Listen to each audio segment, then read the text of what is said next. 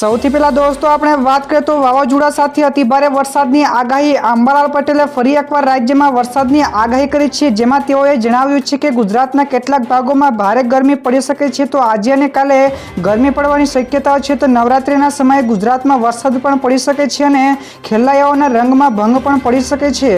તો 10 ઓક્ટોબરથી બેસતા ચિત્રા નક્ષત્રમાં પણ સારા વરસાદની આગાહી કરવામાં આવી છે। તો દિવાળી સુધી વાદળછાયું વાતાવરણ રહેવાની પણ શક્યતા દર્શાવી છે।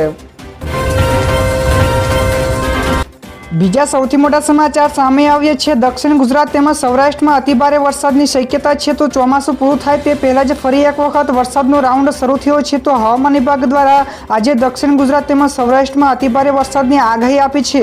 તો હવામાન વિભાગના જણાવ્યા પ્રમાણે બપોર સુધીમાં ત્યાં ભારેથી અતિભારે વરસાદની શક્યતાઓ છે, જ્યારે સુરત, તાપી, નર્મદા, ભાવનગર, અમરેલીમાં ભારે વરસાદ પડી શકે છે। તો આ સિવાય અન્ય બધા જિલ્લાઓમાં પણ સામાન્યથી ભારે વરસાદ વરસવાની શક્યતાઓ છે। તો દોસ્તો તમારા વિસ્તારમાં પણ વરસાદની જરૂર છે કે નહીં, ફટાફટ નીચે કોમેન્ટમાં જણાવજો। આગળ દોસ્તો વધુ એક સૌથી મોટા સમાચાર મળ્યા છે। નેપાળમાં ભારે તબાહી, તો 112 કરતાં વધારે લોકોના મોત થયા છે। તો અનેક લાપતા પણ છે, જ્યાં દોસ્તો નેપાળમાં વરસાદી હાહાકાર મચાવ્યો છે। તો પૂર અને ભૂસ્ખલનના કારણે મૃત્યુઆંકમાં સતત વધારો થઈ રહ્યો છે। તો અત્યાર સુધીમાં 112 કરતાં વધારે લોકોના મોત થયા છે અને સેંકડો લોકો ઘાયલ પણ થયા છે અને લાપતા પણ થયા છે। તો કેટલાક લોકો ભારે વરસાદ અને ભૂસ્ખલનના કારણે 63 જેટલા હાઈવે પણ બ્લોક થયા છે। તો સેના દ્વારા રેસ્ક્યુ પણ શરૂ છે। તો 3 દિવસ શાળા અને કોલેજોમાં પણ બંધ કરી દેવાની ફરજ પડી છે। તો નેપાળમાં ભારે વરસાદથી બિહારમાં પણ પૂરનું જોખમ વધ્યું છે। તો દોસ્તો બીજા સૌથી મહત્વપૂર્ણ સમાચાર સામે આવ્યા છે। સરદાર સરોવર ડેમની જળ સપાટીમાં થયો વધારો। જ્યાં દોસ્તો સરદાર સરોવર નર્મદા ડેમની જળ સપાટીમાં વધારો નોંધાયો છે। તો ઉપરવાસમાંથી પાણીની આવકમાં વધારો નોંધાયો છે, તેથી નર્મદા ડેમની જળ સપાટીમાં 24 કલાકમાં 2 સેન્ટીમીટરનો વધારો થયો છે। તો હાલ નર્મદા ડેમની જળ સપાટી 138.46 મીટરે પહોંચી છે। તો ઉપરવાસમાંથી ડેમમાંથી કુલ 1,44,540 ક્યુસેક પાણીની આવક થઈ છે, જે બાદ નર્મદા, ભરૂચ અને વડોદરાના કેટલાક ગામોને એલર્ટ કરાય છે। ત્યાર પછી આગળ દોસ્તો વધુ એક મહત્વપૂર્ણ સમાચાર મળ્યા છે। પીએમ મોદીને દેશવાસીઓની મોટી ભેટ। જ્યાં દોસ્તો પીએમ મોદીએ ગઈકાલે મહારાષ્ટ્રના પુણેમાં મેટ્રો રેલ પ્રોજેક્ટના પ્રથમ તબક્કાનું ઉદ્ઘાટન કર્યું છે। તો આ સાથે જ વડાપ્રધાને દેશમાં 500 નવા ઇલેક્ટ્રોનિક ચાર્જિંગ સ્ટેશન પણ લોન્ચ કર્યા છે। તે જ સમયે ભારત સરકારે વર્ષ 2025 સુધીમાં 10,000 ઇલેક્ટ્રોનિક વાહનો ચાર્જિંગ સ્ટેશન પણ સ્થાપિત કરવાનું લક્ષ્યાંક રાખ્યું છે।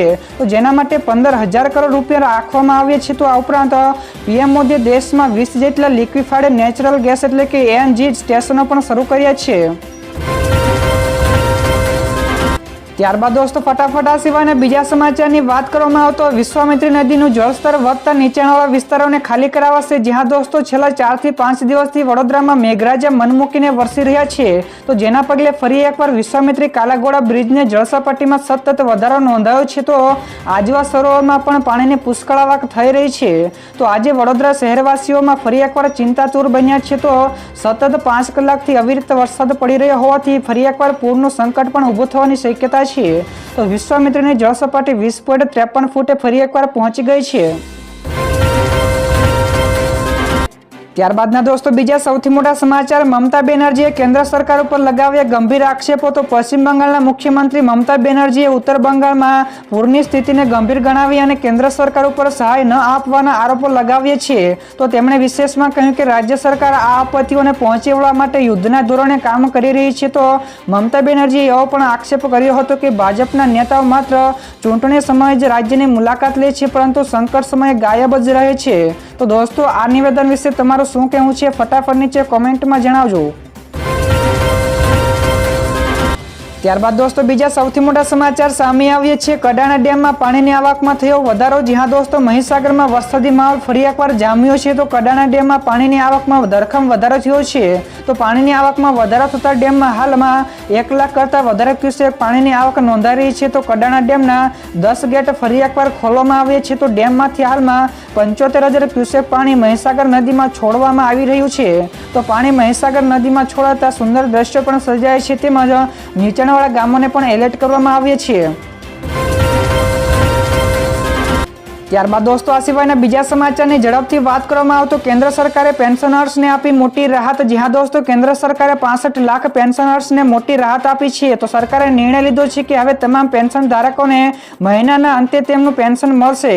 તો આ ઉપરાંત સેન્ટ્રલ પેન્શન પ્રોસેસિંગ સેન્ટર એટલે કે CPPC દ્વારા મહિનાના છેલ્લા કામકાજના દિવસોની બપોર સુધીમાં ઇલેક્ટ્રોનિક રીતે રિપોર્ટ મોકલવાનો રહેશે.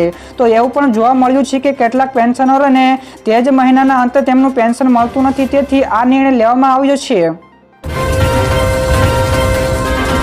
તો દોસ્તો ત્યારબાદના બીજા સૌથી અગત્યના સમાચાર મળ્યા છે. જૂનાગઢ જિલ્લામાં ગઈકાલે સાંજે ધોધમાર વરસાદ પડ્યો હતો. જ્યાં દોસ્તો જૂનાગઢ જિલ્લામાં 2 જ કલાકમાં ગઈકાલે કડાકા ભડાકા સાથે 2 ઇંચથી લઈને 4 ઇંચ કરતાં વધારે વરસાદ થયો હતો.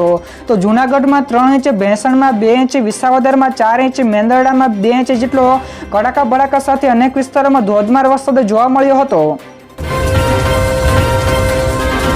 ત્યાર પછીના દોસ્તો બીજા સૌથી મોટા સમાચાર સામે આવ્યા છે. લેબનોનના હેડક્વાર્ટરને 80 ટન બોમ્બથી ઉડાવ્યા. જ્યાં દોસ્તો ઇઝરાયલના વડાપ્રધાન બેન્જામિન નેતન્યાહુએ ગઈકાલે યુએનમાં ભાષણ આપ્યા બાદ તેમના હોટલના રૂમમાંથી હિઝબુલ્લાહના મુખ્યાલય ઉપર હુમલો કરવાની મંજૂરી આપી હતી.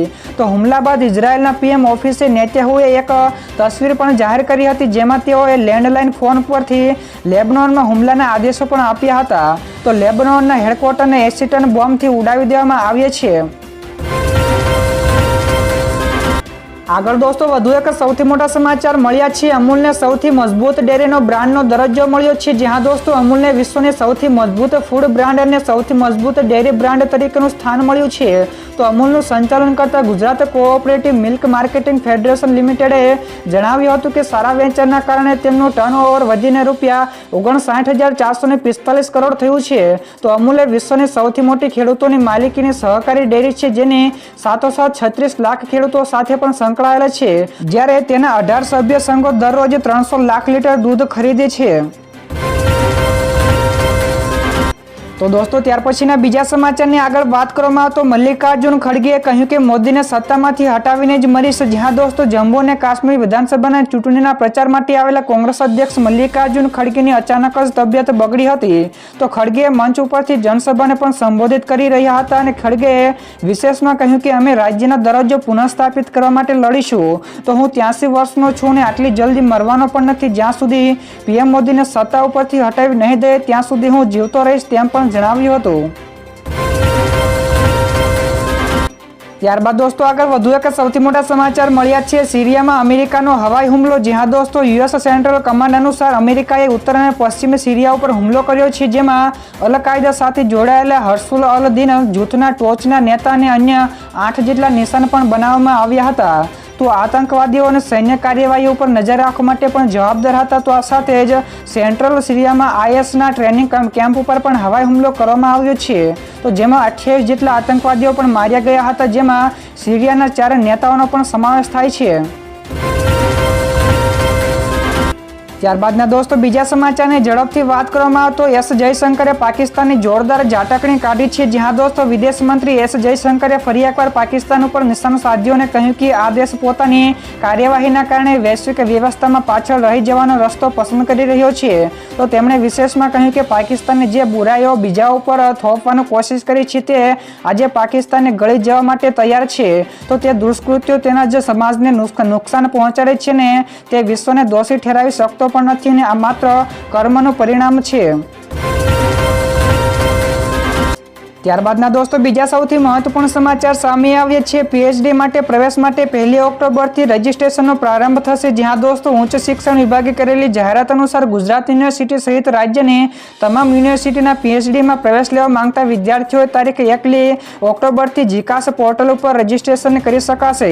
તો જણાવી દઈએ કે જીકાસ પોર્ટલ ઉપર તારીખ 10 સુધી રજીસ્ટ્રેશનની પ્રક્રિયા હાથ ધરવામાં આવશે. તો ગુજરાત યુનિવર્સિટીમાં 75 જેટલા વિષયોમાં અંદાજે 850 જેટલી બેઠકો ઉપલબ્ધ હોવાનું પણ જાણવા મળ્યું છે.